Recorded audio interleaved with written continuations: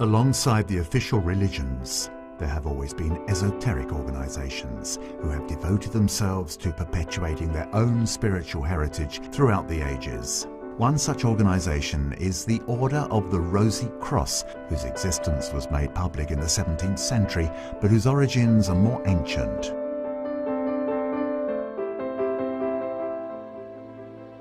One morning in 1623, Parisians were drawn to mysterious posters that had been put up in the streets of Paris. We, the deputies of the higher college of the Rosy Cross, do make our stay visibly and invisibly in this town by the grace of the Most High, towards whom turn the hearts of the just. We demonstrate and teach without books or distinctions the ability to speak all manners of tongues of the countries where we choose to be, so as to draw our fellow creatures from the error of death. He who takes it upon himself to see us merely out of curiosity will never make contact with us. But if his inclination seriously impels him to register with our fellowship, we who are judges of thoughts shall let him see the truth of our promises, to the extent that we shall not make known the place of our meeting in this city, for the thoughts attached to the real desire of the seeker will lead us to him and him to us. These posters spoke therefore of mysterious fraternity, a secret society, that of the Rosy Cross. This was not the first time this fraternity had drawn attention to itself. Several years previously, it had published 3 manifestos, now famous in the world of esotericism: the Fama Fraternitatis, the Confessio Fraternitatis, and the Chemical Wedding of Christian Rosencreutz. We know today that these 3 manifestos were drawn up by a college of the Rosy Cross, the Tübingen Circle. Notable members included Valentin Andrieux and Johann Arndt. All were passionate about Hermeticism, alchemy, and the Kabbalah.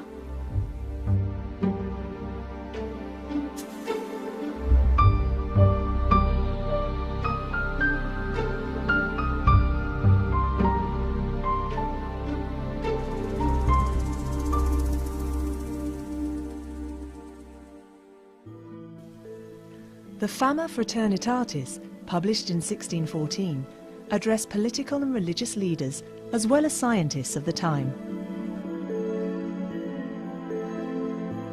While giving a somewhat negative review of the general situation in Europe, it reveals the existence of the Order of the Rosy Cross through the allegorical story of Christian Rosencreutz, from his journey around the world before founding the Rosicrucian Fraternity to the discovery of his tomb.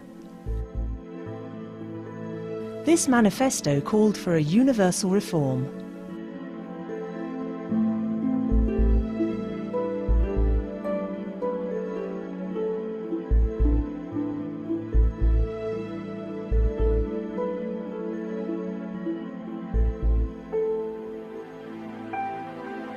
The Confessio Fraternitatis was published in 1615.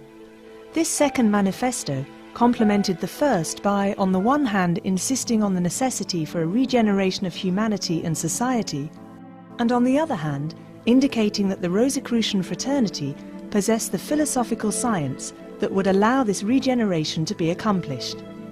It primarily addressed seekers wishing to participate in the work of the order and devote themselves to the happiness of humanity.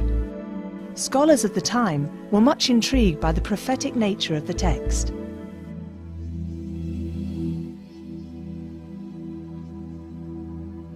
Using a style quite different from that used in the first 2 manifestos, the Chemical Wedding of Christian Rosencreutz, published in 1616, told of an initiatory journey that represented the quest for illumination. This 7-day journey took place for the most part in a mysterious castle where the wedding of a king and a queen was to be held.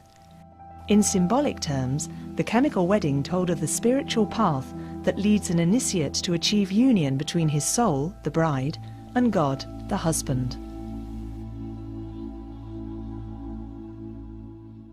As historians, thinkers and philosophers alike have pointed out, the publication of these 3 Rosicrucian manifestos was neither insignificant nor untimely. It occurred at a time when Europe was undergoing an immense existential crisis. Politically divided, it was being torn apart by conflicting economic interests. Religious wars were creating unhappiness and despair, even within families. Science was developing rapidly and taking a materialistic bend. Living conditions were miserable for most, and only the elite could read and write. So the Rosicrucians broke their silence in order to call for more humanism and spirituality. To summarize the ideal that drove Rosicrucians in the 17th century, we may quote Comenius, who is considered today to be the spiritual father of UNESCO. We want all human beings, together or separately, young or old, rich or poor, nobility or commoners, men or women, to be able to receive a complete education and become accomplished people. We want them to receive perfect teaching and be trained not only in one or another subject, but also in what allows humans to completely realize their essence, to learn to know the truth, to not be misled by pretenses, to love good and not be tempted by evil, to do what they have to do and distance themselves from what they should avoid, to talk wisely about everything with everyone, and finally to always treat things, humans and God, with care and not rashly, and to never stray from their goal of happiness.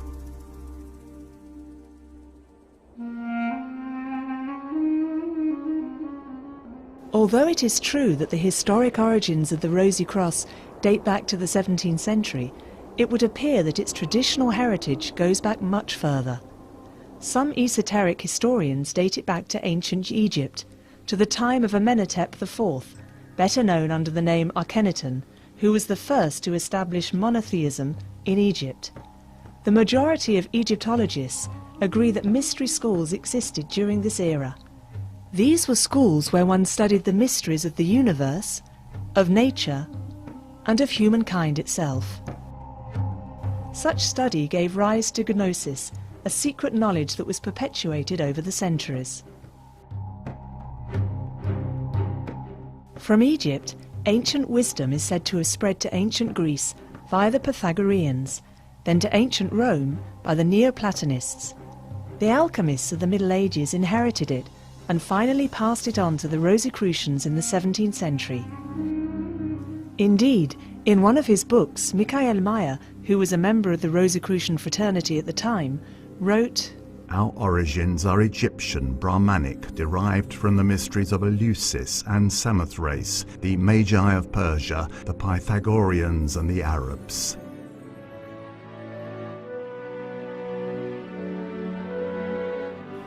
The ancient legacy did not, however, remain frozen in the 17th century.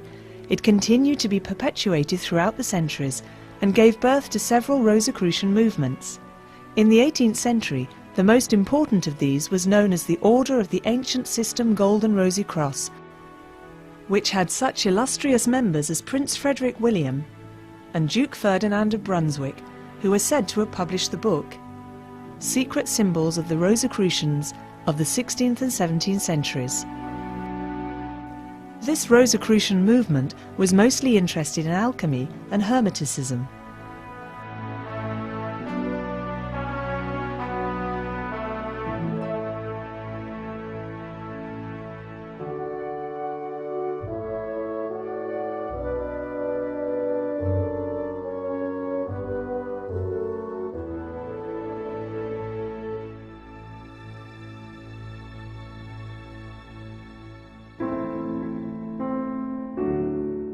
In the 19th century, it was the Kabbalistic Order of the Rosy Cross, founded by Stanislas de Gaeta and Josephin Péladan,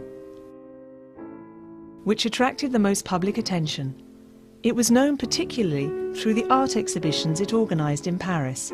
Famous symbolist painters such as Ferdinand Knopf, Émile Bernard, a friend of Toulouse-Lautrec and Gauguin, Georges Lefebvre, Jean Delville, Charles Feligier and Eugène Grasset presented their works at these shows. In the words of Péladan, the aim of this Rosicrucian order was to restore in all its splendor the cult of the ideal, with tradition as its basis and beauty as its means. It is worth mentioning that the musician Eric Satie was a member of this order, and that he composed the Sonnerie de la Rose-Croix during this period. Since the beginning of the 20th century, the ancient mystical order Rosae Crucis has been the largest of Rosicrucian movements. It is open to men and women of all nationalities, all religions, and all social classes, and is present the world over, carrying out its work in several jurisdictions divided by language and known as Grand Lodges. AMORC is therefore both an international and cosmopolitan fraternity. It should be noted that it is recognized as being of public interest in several countries, thanks to its contribution to culture and peace among peoples.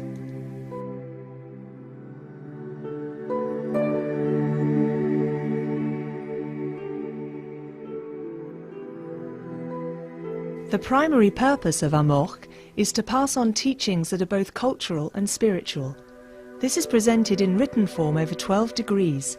In conjunction with this, members may, if they wish, meet in lodges to carry out group works founded on the oral tradition of the order, as was done in centuries past. It is also in these lodges, whose decorum is usually inspired by ancient Egypt, that initiations to the different degrees may be received.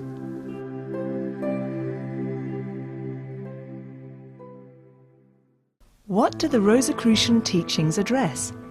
If esoteric literature is to be believed, it covers a very wide area and incorporates the tradition's major themes, including the origins of the universe, time and space, the laws of matter, life and conscience, psychic phenomena, the nature of dreams, the functions and characteristics of the soul, the mysteries of death, the afterlife and reincarnation, traditional symbolism, the science of numbers, and other mystical subjects. Rosicrucians are equally interested in the ontological links that exist between humans, nature, and God, which they compare to the supreme intelligence behind all of creation at the beginning. According to them, this intelligence is inconceivable and unknowable, but manifests itself through so-called divine laws in terms of natural, universal, and spiritual laws. From a Rosicrucian point of view, well-being and human happiness lie in respecting these laws, which means that one must study and know them.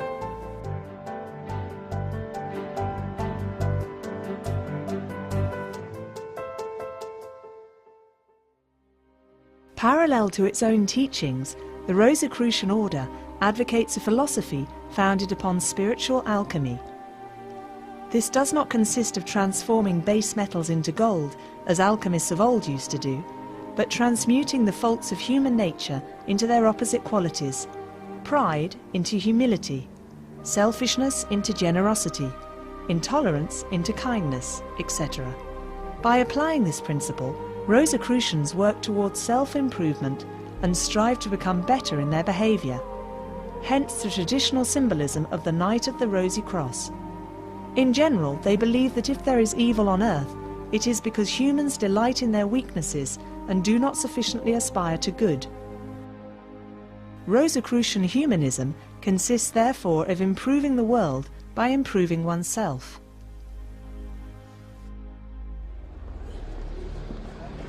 AMORC, preoccupied by events in the world and anxious to contribute to its development, published in March 2001 a fourth Rosicrucian manifesto, the Positio Fraternitatis Rosae Crucis.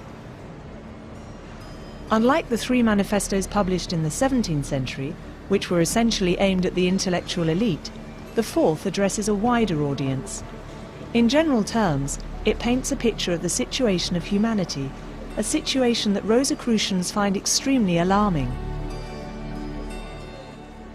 Indeed, they believe the world has become too individualistic and materialistic, which explains the many crises now faced by it.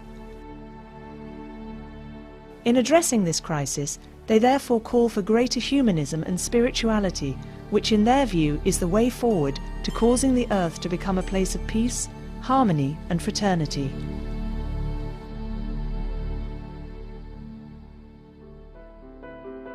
We would also point out that AMORC sponsors a university known as the Rosicrucian University International. This internal university operates through different departments, including departments of Egyptology, psychology, music, traditions, philosophies, medicine, ecology, art, physical science, etc.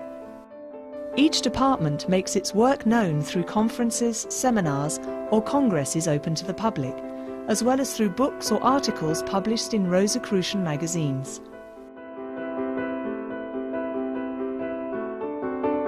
The main aim of the RCUI is to promote a spiritual culture and establish a bridge between mysticism and science, in the light of the past and with the prospect of a future open to knowledge.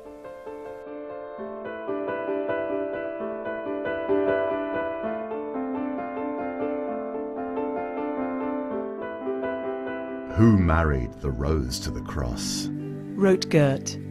Nobody knows. Since ancient times, the cross has been used for different purposes in many cultures and traditions. The rose, however, has always been the universal symbol of beauty, purity, and love. For Rosicrucians, the two symbols combined have a very specific meaning. The cross symbolizes the physical human body, and the rose in its center, its evolving soul. The rosy cross is therefore not a religious symbol. It represents the duality of the human being and the fact that it evolves from one life to another towards perfection until it reaches the state of wisdom. According to Rosicrucian tradition, whosoever attains this state is no longer obliged to reincarnate. Once it is fully developed, the rose of its soul no longer needs the cross in order to perfect itself. From then on, it will live in full consciousness in the divine immensity. This is perhaps where the meaning of this mysterious formula lies. Ad rosam per crucium, ad crucium per rosam.